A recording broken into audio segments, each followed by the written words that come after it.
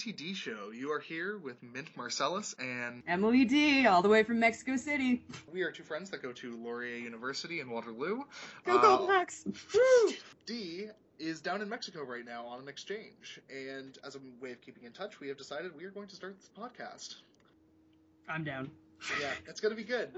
So, Dee, how about you introduce what the topic of, the first set of these podcasts is going to be, the general topic. Oh, well, it's a treat, really. It's true. We are going to be talking, because, as a global studies student, on exchange, I've kind of missed being constantly depressed at things in the world.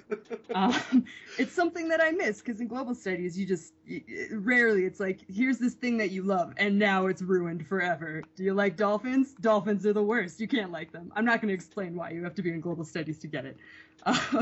But you're not wrong. I'm not wrong. As someone who is friends with lots of global studies students, I have to deal with every November there just being this pit of depression everyone sinks into. Oh yeah, it's awful. But I miss it. So it's great. So we decided that we're going to actually combine some things that I've both missed and loved, and one of those things is art, and the other thing is just the bountiful assholery that is found in our society for this ongoing subject of assholes in art. And there's just so many to choose from. I'm very excited. Yes. I think that you suggested it first, saying we should talk about Wagner, and I was just like, oh gosh, there's so many people that we can talk to about this. Particularly Nazis. I don't know what it is about Nazis, but man, they were not only were they organized, but they were very gifted. Well, and I don't know how that happened, except for Hitler. I'm really grateful that out of all of the Nazi artists, that Hitler was actually just genuinely a shitty person, but also a really shitty painter. Exactly. So we don't have to talk about him, because we're going to be talking about very good art, or things that have become socially recognized as being, works of art, as being canons and iconic figures of the art world, both in imagery, film, poetry, literature, all kinds of stuff. And luckily, there's so many people to choose from. It's so cool. But we don't have to talk about Hitler. So if that's the thing that's going to turn you off, don't worry. We'll talk about Nazis, but we won't talk about Hitler. We're not going to go that far. No, we will not go that far. We will not try and, and neither will we try and, reclaim Charles Manson's music. It has to be stuff that we both genuinely at least appreciate for some value for us to want to talk about it. So I guess I'll describe who our first, what do we want to call them, most wanted of the week? Person that, no, that's not a good. I don't know, because the most wanted would imply that society has condemned them legally. And that is one of the main problems of some of the people we'll be talking about. So, but please, continue. Anyways, we'll come up with a name for what this person of the week is going to be every week. But this week, we are talking about Woody Allen. Woody Allen, the writer-director that is known world-round as one of the greatest minds in comedy to ever exist, and is known for some fantastic, fantastic films. Dee, can you hear me? Yep. Okay, sorry, felt like my audio was cutting out. Anyways, so yes, Woody Allen, and the movie in particular that we're talking about tonight is Manhattan, because... Well, Dee, why don't you describe Manhattan, and then we'll go into why we're doing it. I don't know if that's fair to Manhattan in particular, but Manhattan is a 1979 film by Woody Allen taking place in the great New York City, and I have to confess, I actually had never seen a Woody Allen movie before this one. This was my first time. And similar to my first time, I didn't not like it. I didn't hate it, but I didn't love it. I was a little confused, and then I was kind of angry, and then I was just mostly sad. I had to mute my microphone during that. That was beautiful. Oh, wow. So, anyways, there's just so many things about this movie that go through my head. Maybe you can give us a brief synopsis, and then I can give my my sort of emotional roller coaster ride that I went through in watching this, as well as the difficulty I had rationalizing any that I may have had for this movie in my head, just based on any sort of social media content that I have digested about Woody Allen in the past. So maybe you could tell us a little bit about the plot, and then we'll go through that. Yeah, so, like, what's interesting about a lot of Woody Allen movies, and now that I've seen about 10 of them now, is that they all kind of deal with the same plot. They deal with this vaguely Jewish guy, because it's always a vaguely Jewish guy. Even when it's Owen Wilson, it's a vaguely Jewish guy, who has a tenuous relationship history, but is a genius because Woody Allen always writes his protagonists as geniuses because, you know, he's jerking himself out with that.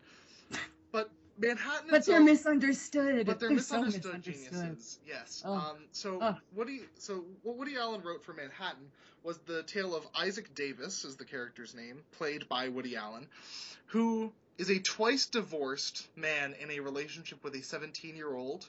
The 17-year-old is played by Mariel Hemingway, who, side note, is the daughter of Ernest Hemingway. Oh. Yeah, I know, right? Cool.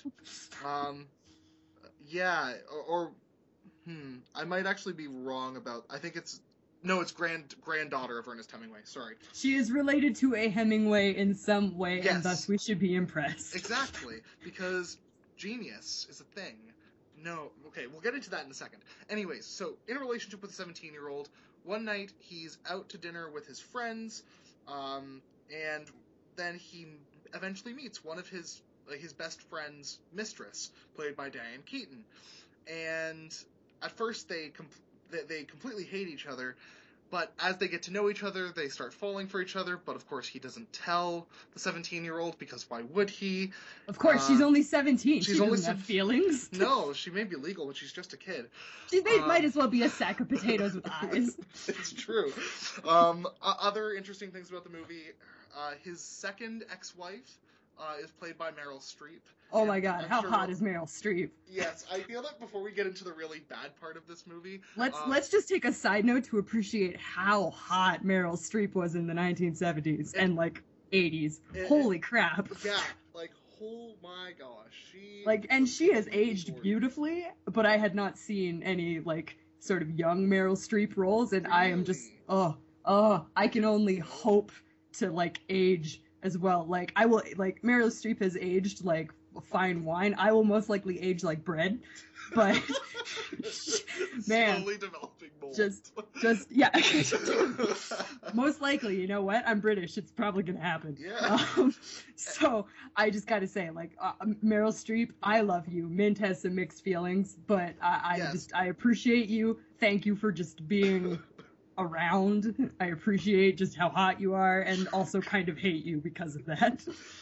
Let us continue. So Meryl is Woody Allen's second ex-wife who left him for another woman. So although in the film, I mean, that's entirely true. But what I found interesting was that there's a scene where they're kind of like they're fighting between each other, and she kind of mentions, you know, you knew my past when you married me. Yeah. Which implies that she like was I don't know, either like finding herself or trying to, you know, conform to a societally normal relationship. But I found that kind of interesting that she sort of like throws that back at him, and he's just like, yeah, I talked to my therapist about it and he told me not to do it, and here I am.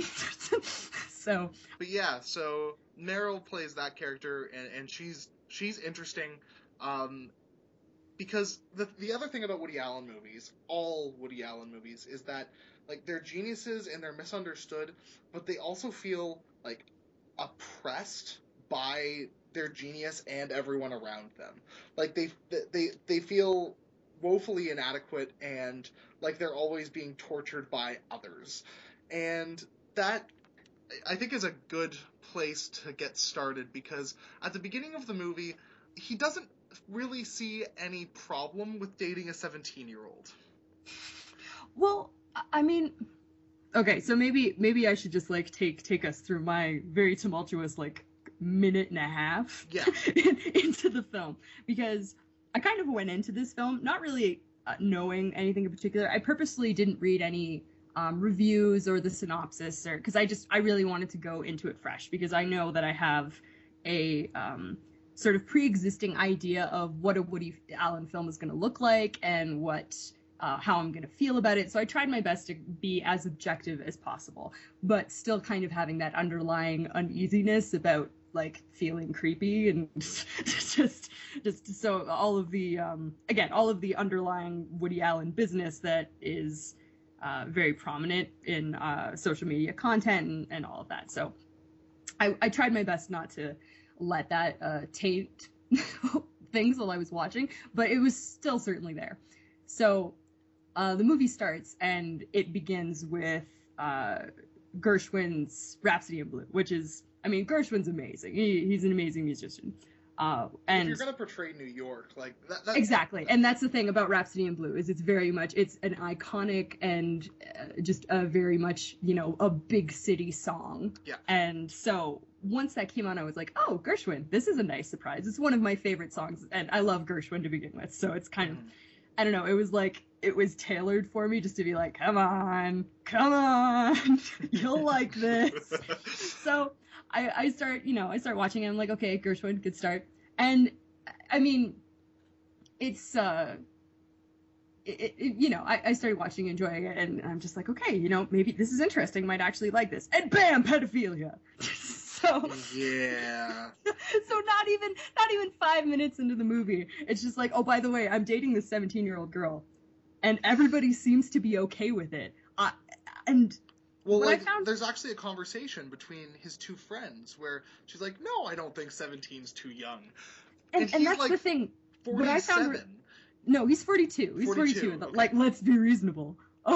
He's only 42. Sure. But what I found interesting about it in particular was that the only person that actually seems to object to him dating a 17-year-old is himself. Yes. Nobody else takes him aside and is like, hey, maybe this actually is not a great idea. And it's actually a little bit creepy. And he's just like, I'm dating a girl who has like homework. Isn't that crazy? And everybody's just like, eh. And I'm like, yeah, because she's a child. And that's throughout the entire film. And also, where the hell are that girl's parents? Like, well, he's older than her father, as we learned. Yeah. But like they're just not to be found. Mm-hmm. Ever. And so I found that to be a very interesting, like, I don't know what it was like in 1979. I don't know what was going on. I'm fairly certain though that still would have been super inappropriate at the time. And like I had that thought too, but then we also, again, 1979, and yet they show a functional parental lesbian relationship. And, exactly. Like, and so I think that part of what, and okay, as the person who's seen a lot more Woody Allen films, mm-hmm. I'll be the defense of the art person right now. I know, it's very tenuous territory, but there's a lot of problematic shit in a lot of Woody Allen's films. But he always does, like, he could read Mein Kampf in front of the screen and make it sound pretty.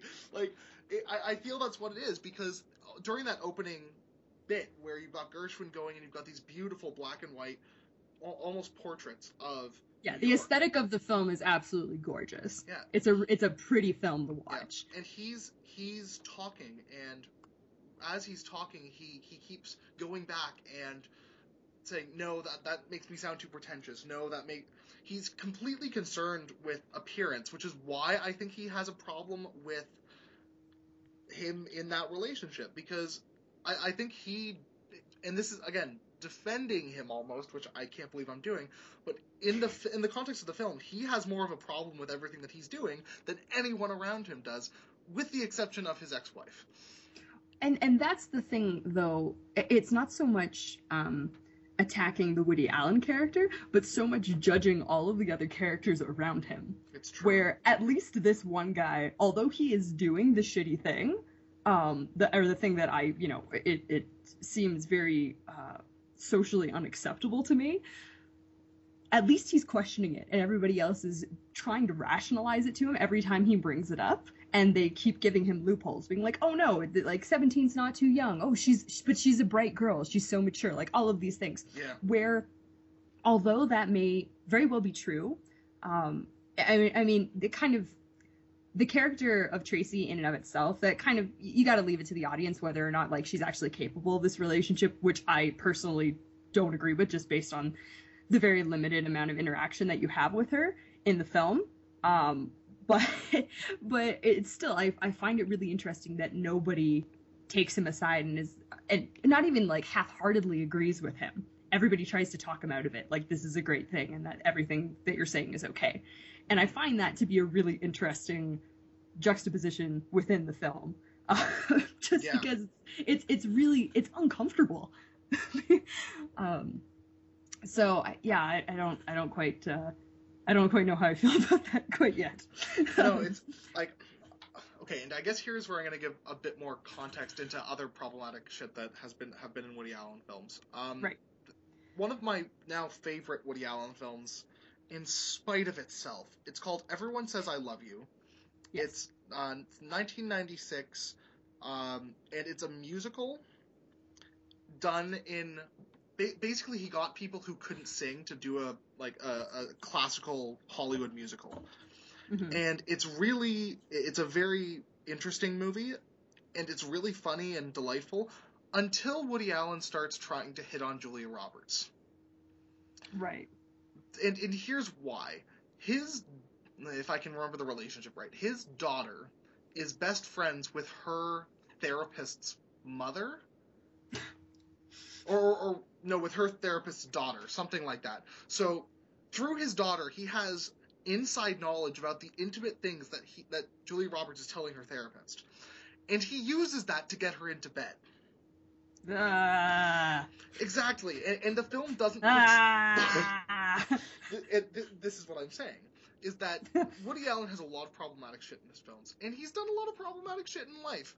Like, let's start with just the thing that, like... That he is that he is best known for. No, I'm actually going to start with the thing that everyone, including himself, acknowledges happened. So, in 1980, he began a relationship with actress Mia Farrow. Right, this is what I was talking about. Mia Farrow adopted a daughter, right, named Soon-Yi Previn. Yep. After Farrow and Allen broke up in 1992, mm-hmm. Woody Allen and the 19-year-old Soon-Yi Previn mm-hmm. started a relationship, and they are now married and have been married for a while since when in 1991 the relationship began. He was 56, she was 19, and they got married in 1997. Have been married ever since. Right. And one of the, I believe this came out later on, but one of the main reason why their relationship ended was, I believe, Mia Farrow discovered that there were naked pictures that Woody Allen had taken of her daughter and was sort of like, hey, this is not right. And that was the demise of the relationship, as it rightfully should be. Yes. And keeping in mind, again, I can't personally say what happened, but I think we can make at least a partial assumption that relationship had been going on for perhaps 1 or 2 years beforehand. Yes, the official record is that 1991 is when him and Soon-Yi started being together, and him and Farrow ended their relationship in 92. So yes. He had been dating a mother and daughter simultaneously for way too friggin' long. Yeah, exactly. It's not a thing we can again, just based on what we might be able to assume that relationship may have, from what the official record is and what may have very well been happening. Again, we can't say for certain, but the likelihood of that relationship being longer than or beginning prior to 1991 is fairly likely. Yes, absolutely. And so which is so uncomfortable. And the thing is, this happened after Manhattan was written and made. This real part of his life happened later. Yes. Another thing that this is one of the less well-known things, but before he dated Mia Farrow, but after he dated Diane Keaton, because Woody Allen's a total player like that, he dated this girl named, I think it was Stacy something. I'll look it up in a second. And apparently that relationship started when, Stacy Nelkins. They started dating when she was 17. So we can presume that Manhattan was at least in some way about her. Yeah. But the fact that it's not the first time that he's dated someone significantly younger than him, mm-hmm. which, like, not in certain circumstances, not something that I'm going to judge. When the person is not legal, that crosses a line with me. Well, and there's also, like, there's certain laws, especially, like, I don't know what the U.S. law particularly, and also in terms of consent, there are different laws based on different states, and there's also different laws surrounding relationships of trust. If there's a relationship that's maybe, like, I think it's like 2 or 3 years, so if somebody is, like, 17 and 19, there's lots of discussion about when that becomes appropriate and when, like, just the amount of reason in that. But at the same time, like, there's also the difference between being 17 and 42. And particularly in Woody Allen's case, where you definitely have a relationship of trust beforehand, and the potential for that trust to be manipulated into turning a non-sexual relationship into a romantic sexual relationship. There's just so much leeway for that to happen. So, totally but we can totally make the from what I understand, 18 has been the age of consent in the United States for quite some time. I don't know what it was in the 1970s. But definitely today it is 18, and I believe it has been for a while now. So we're definitely talking about an underage sexual relationship that is super not okay, both from a social aspect and from a legal aspect. Yeah. No! Exactly. So then there's the third part of this unholy story related to Mia Farrow. So in the late 80s, early 90s, if I'm not wrong, something happened that Dylan Farrow is Mia Farrow's daughter. Yes. That Dylan Farrow reported in the early 90s to police and tried to get charges laid, and it didn't really work. And then repeated in a New York Times blog piece last February, about a year ago, saying that Allen had sexually abused her while he was married to, or in a very serious relationship with Mia Farrow. Which, I mean, again, the specifics around the case are, like, again, not particularly specific, depending on which side you're talking about, but it is a very powerful piece. So yes. I have read it, and I have read subsequent articles that she's posted, and, like, they are it's heartbreaking, absolutely heartbreaking. And it started a lot of very interesting reactions from both the Hollywood community and from people who were pro Woody Allen and anti Woody Allen, and just all kinds. It was really interesting to see the social reaction that was formulated because of that, and yeah, like, just very, very interesting. But maybe you can talk a little bit more about that. Yeah, like the thing about the Hollywood reaction, and this, I think, comes in part because of what I don't like putting it this way, but what Hollywood's been through the past couple of years, especially in related to another director that we'll hopefully do an episode on, Roman Polanski. Yes. That a lot of feminists on the internet, and like, as a feminist from the internet, I'll take, like, hold of that identity. A lot of us were asking him to, or people in Hollywood, to stop supporting Woody Allen, to stop working with him. And for instance, at the Oscars, Cate Blanchett won the Oscar for Best Actress for I'm forgetting the name of the movie. Blue Jasmine. That's the one, Blue Jasmine, which was written and directed by Woody Allen. And during her acceptance speech at the Oscars, she thanked Woody Allen. And a lot of people outside of Hollywood were very upset about this. And it's now it's kind of just this thing that no one wants to talk about now, especially since the Bill Cosby stuff came out.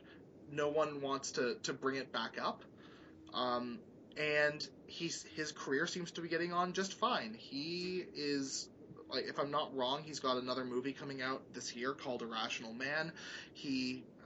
I think he's made a movie once a year, every year since, at least since 2005. Since before then, he's made one movie every year since 1982. Jesus. Yeah, so he is still going strong, and he is still working with a lot of big names. He co-starred in a movie with, this is gonna drive me nuts. He's the Section 7 guy from John Turturro. Thank you. Okay. That's the name. You're welcome. Yeah. John Turturro, a movie called Fading Gigolo last year. All of his friends still support him in the industry, and that, I think, takes us back to Manhattan and how we are to interpret old Woody Allen films, new Woody Allen films. It's, and I found some of Hollywood's reaction in particular, like, some of it was very like, nah, go to hell, like, I'll do what I want. And a lot of it was very eloquent and well thought out. And I thought, at least from what I read of, like, Cate Blanchett's reaction, hers was very eloquent and made a lot of sense when she was talking about, like, working with controversial people and controversial directors, where she said, essentially that, and again, this is perhaps a failure of the American law system, but she said, I am not saying that Dylan Farrow's accusations are wrong. I'm not saying that these things didn't happen. I am not, like, these are things that I am not saying. However, this man hasn't actually been processed by the legal system and been found guilty.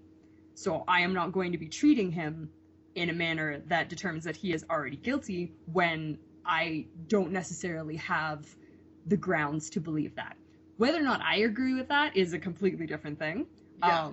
But I found that reaction and that response to be, I appreciated that response, because at least she's thinking about it, and she's kind of, addressed the fact that she's, I am not saying, or I'm not victim blaming. I'm not saying that these are false, but at the same time, I can't rationally say this man is a monster and, like, is obviously guilty when I actually don't have any legal basis to say that. Because the man was processed by the system at least once, and it tried to, and the system tried to process him again. It didn't happen. It didn't stick.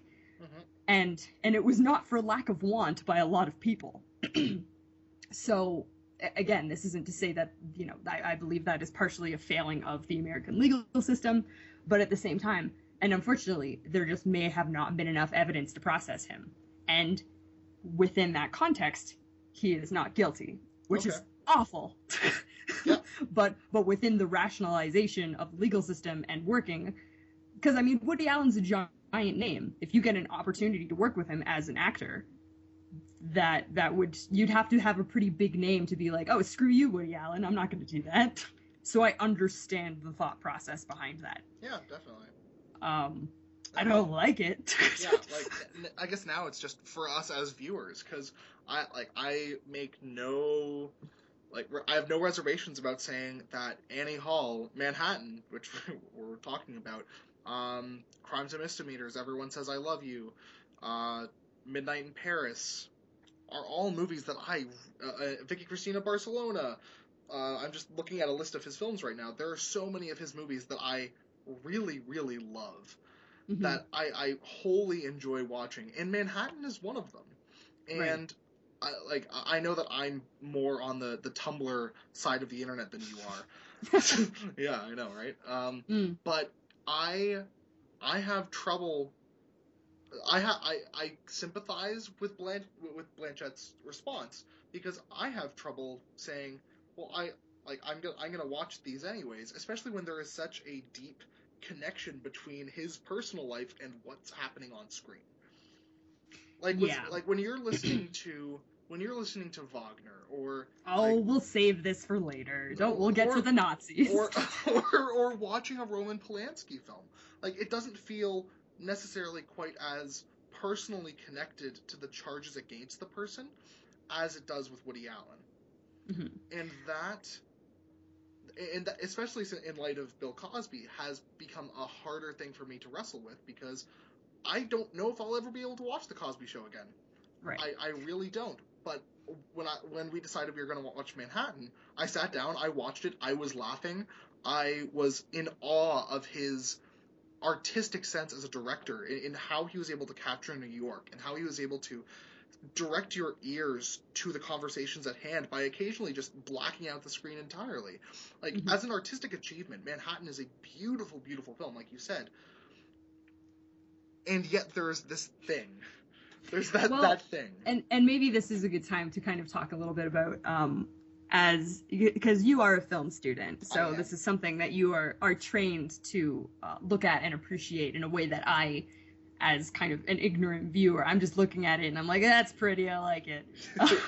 It's just a little bit different of a viewing experience. Oh, absolutely. So for me, actually going through the film, again, like, I did have these reservations about it, and I did find myself laughing. It's the kind of, it was very, very fast-paced and dry and really just very witty humor that I really appreciate. And so I found myself enjoying a lot of the dialogue, and it was one of those films that I also appreciate where, because the dialogue is so fast, it forces you to pay attention, but you want to pay attention. And you are intrigued by it. And so, again, I thought it was visually, it was very beautiful. It was absolutely stunning. And, I mean, a lot of the cast was a surprise. I wasn't expecting, again, I didn't look at this movie at all. So I see, Diane Keaton showing up, Meryl Streep, these really giant names, and not expecting that. However, even, like, I managed to kind of get over a lot of the plot with the Tracy character, who is the teenager, and I managed to be like, okay, this is shitty, and this guy is very much, again, it's interesting because he continually is shutting her down, where she's like, no, but I love you, oh, I want this with you, and he's just like, no, you're a child, you'll have like all kinds of time to do that stuff, not right now though, because I still want to continue banging you. Yep. But in the future, you have like this whole world that you can explore. And she's like, no, but I love you. And it just keeps going back and forth. So we have to go through that where we're just like, ugh, this is painful. But, and then he ends up dumping her because he's like, actually, I like my best friend's former mistress at this point. So sad day for you. And this poor teenager is just like, oh, okay, then I guess I'll deal with that. And he totally dumps her. And I genuinely thought she was just out of the picture for the rest of the movie. But no, we couldn't leave her alone. And what I found interesting was I could get over a lot of the other stuff that was happening, even knowing about his past. I found it interesting that his character was so, like, shocked and kind of judging his best friend for having an affair in the film. And he's just, like, so obstinate about it. Just like, I just can't believe you. I thought your marriage was so strong. And I'm like, shut up, Woody Allen. You don't get to judge anyone. But I managed to, like, get over that. And it was the end, though. The end that I kind of had to... We need to talk about that. I know, but I was just so... Well, I was texting you as it was happening, and I was just rage texting you the whole time. Because essentially what happens is that Woody Allen begins dating his best friend's former mistress, and that's not awkward at all, because the wife of his best friend, I forget what his name is. What is the best friend's name? The best friend, Yale. Yale, okay. So Yale's former mistress and Woody Allen start dating, and then Yale's wife is like, why haven't we met Mary yet, who is the Diane Keaton's character. She's like, I don't understand, why is it around? And Yale's just like, yeah, you should do that. and it's just, there's some really beautiful tension between. It really is. It's so good. It's so good to watch because you can just, everybody's like, oh, everybody here has banged before and it's awkward. Yeah. And so that happens, and I'm just like, okay, well, this is awkward. And Yale is so weak. He's such an asshole in this movie. He's weak. He can't. He's still in love with the Mary character and decides to leave his wife. And Mary is still in love with Yale, so they run away together. And it's like, oh, it's just so romantic and so Woody Allen and Yale's former wife, I guess at that point, Emily, they're sitting together in a cafe and just talking about, you know, their relationship status and talking about Yale and all that. And she mentions to Woody Allen's character that, you know, I was kind of mad at you for a while. He's like, why would you be mad at me? And she's like, well, if you hadn't introduced Mary to Yale, this never would have happened. And you just see this beautiful, like, twitch on Woody Allen's face for a moment where he's just like, yeah, that's all my fault. And so, again, like, really pretty good acting and just really those sort of silent moments that are really translated well by the actors. But yeah, and so Mary ends up leaving Woody Allen's character, and Woody Allen goes into this, like, weird depression cycle and is just like, everything's worthless, I hate everything. And it's like, you know what was a good thing in my life? That 17-year-old kid I was dating. Wonder where she is at. And yeah, things just get weird from there. Yeah, like, and I just got so angry. Yeah, I'll describe that sequence. Please do. So after all that happens, he thinks about Tracy again, and there's this, like, classic end of romantic comedy moment where he's running through New York, because he knows that she is about to go to, I think it's London. She gets accepted. Yeah, she gets accepted into, like, a fine arts academy where she can become an actress, and it's this amazing opportunity. And during the film, she mentions that she gets accepted, but she's not going to go because she wants to stay with Woody Allen. Yeah. And Woody Allen's like, no, you should go. And seeing this really opportune moment to break up with her, and to kind of have that, like, clean break. And it's uncomfortable and awkward, but, you know, it's when they actually have the breakup scene, it's sort of this opportunity. She can be gone. It can be dealt with. Yeah. But again, he runs through New York and he gets to where her apartment, I guess. Again, where are this child's parents? At that point, the child's parents are in Europe finding a place for the child. True. And it's they're just not there. Yeah. So he gets there and he sees her. She's packed up. She's literally about to go to the airport and go to London. And he's like, no, I love you, stay. And she's like, dude, no. What? And she's like, but what about all those opportunities that you thought I should have? And she's like, I want... But he doesn't have a response to that. And this is, like, you had a response to the ending, and I'm going to say what my response to this ending, especially the second time that I've seen it now. My response to the ending is just this final, like, almost apology for being an asshole from Woody Allen. Like, I think the film gives enough agency and credit to its female characters for us to accept that her saying, it's like, I may be legal now, but I'm still just a kid. Like, that line is demonstrative of agency on her part, and that agency is there to show us that Woody Allen's an idiot and a dick and should just has been doing horrible things this whole time. That's how I took that sequence. So for me, it was a very positive ending in that he was finally getting exactly what was coming to him the whole time.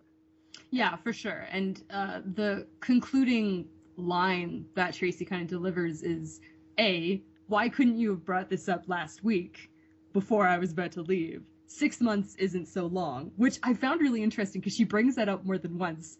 And she's like, if we're really in love, 6 months isn't that long. Like, we can make it. And he's just like, stop being so. He literally tells her, stop being so mature about this. Like, I'm being irrational right now, and I want you to stop, like, undermining my irrationality with, your maturity, which is. Again, what I found really interesting too is, like, out of all the characters, she seems to have her shit together more than everybody else. It's true. And her, like, the concluding line is, you have to have a little faith in people. And then it's just, and the movie's over. And it's really, really interesting because I kind of understood the sort of, the line that she says, I'm 18 now, because it had been mentioned that she was 17, so that, like, this was illegal, but they were doing it anyways. She's like, but I'm still just a child. And I felt that was kind of a jab at him more than anything, because a lot of the time, and she's completely right, where, you don't take me seriously, you treat me like a child, where even though she's legally an adult, he is still trying to control her like a child. Yep. And I found it was just so interesting because, again, it was one of those things that I need this person to make me feel good. And, she's 17, or, well, she's 18 at that point. And so now I can, like, it's just, I don't even know.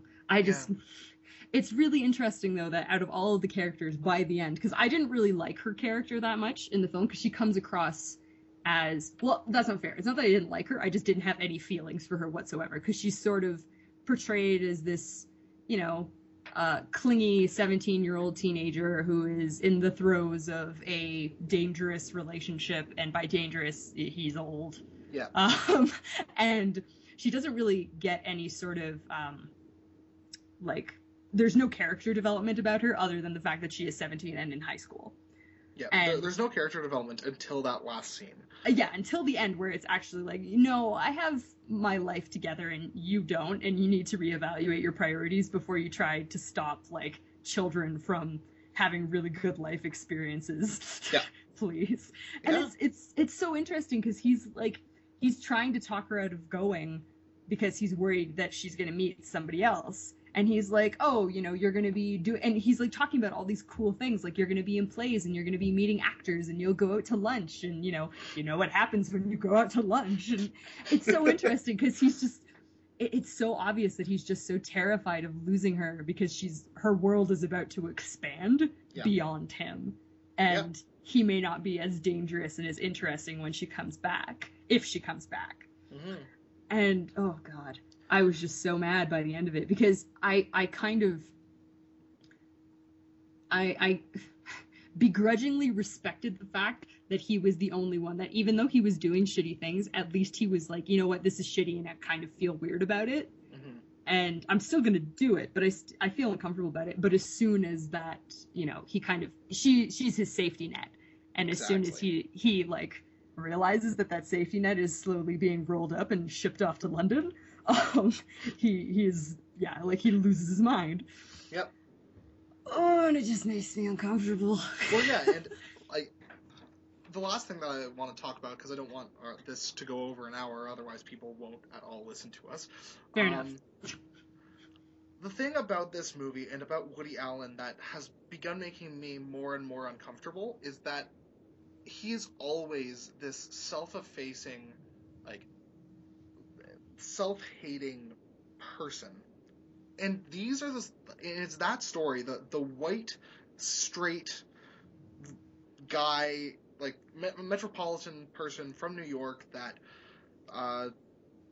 is doing these bad things and we're supposed to feel sorry for him. That story gets made into a movie a lot. Oh, yeah. And I guess the last question I have for you, because I'm not sure I have an answer for this, and I don't know if you will, but I think it's a question that needs to be asked, is should Hollywood still, unless Woody Allen's doing all the financing himself, which who knows, he probably is, should Hollywood still be financing movies about the same story that we've been hearing for 40 years now from Woody Allen? Like, should that be something that we should be spending money on, hearing these same kind of stories? Because you haven't seen many Woody Allen films, but so many Woody Allen films just feature the exact same storyline, just told slightly differently and with the same punchy dialogue, and therefore we don't care. I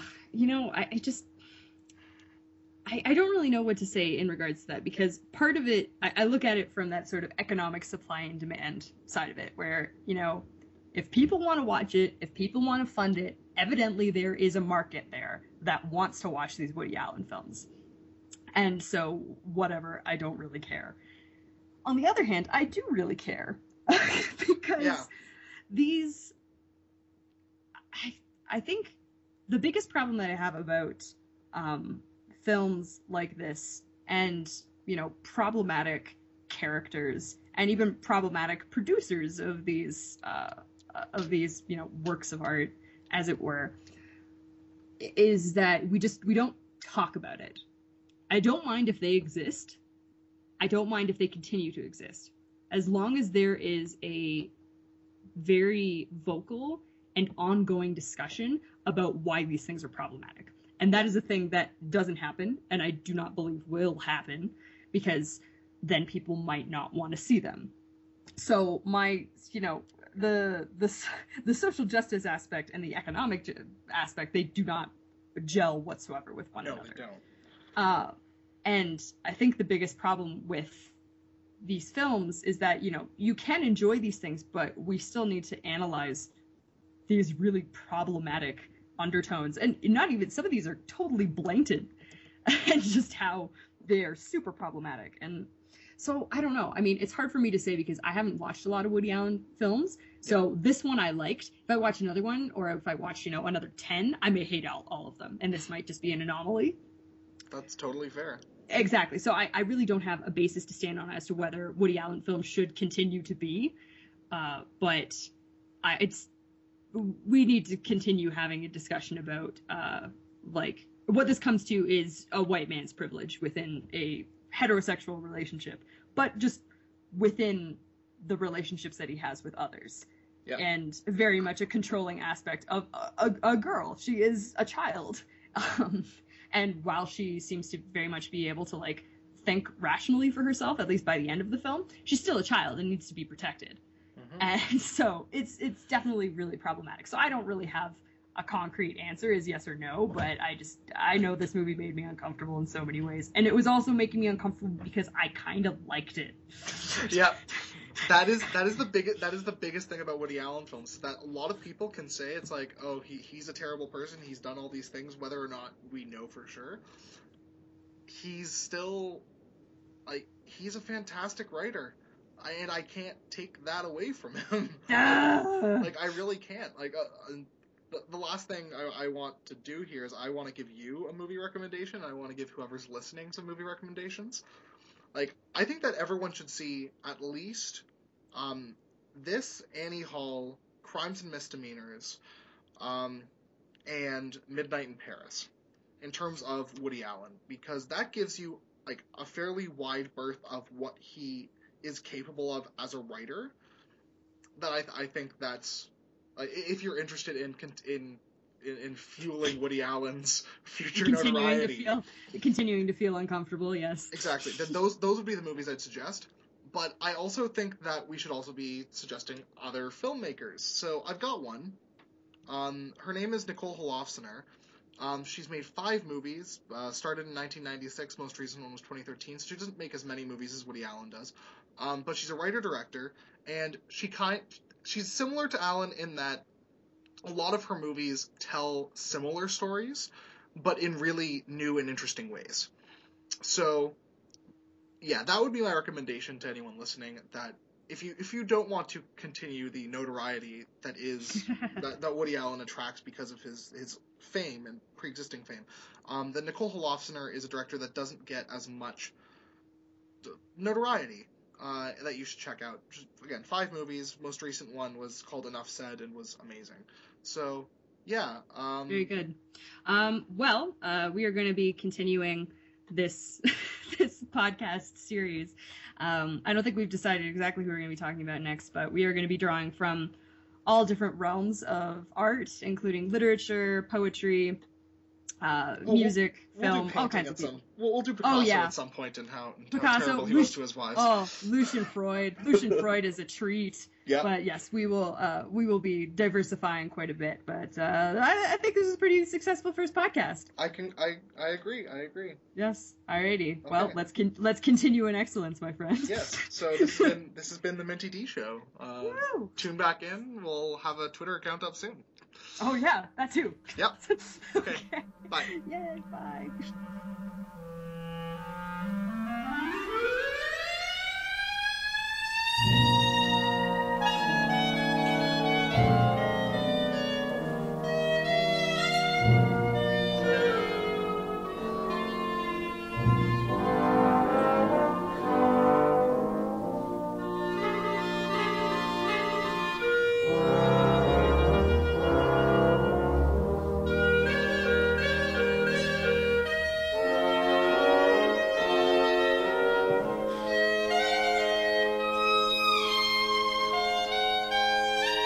you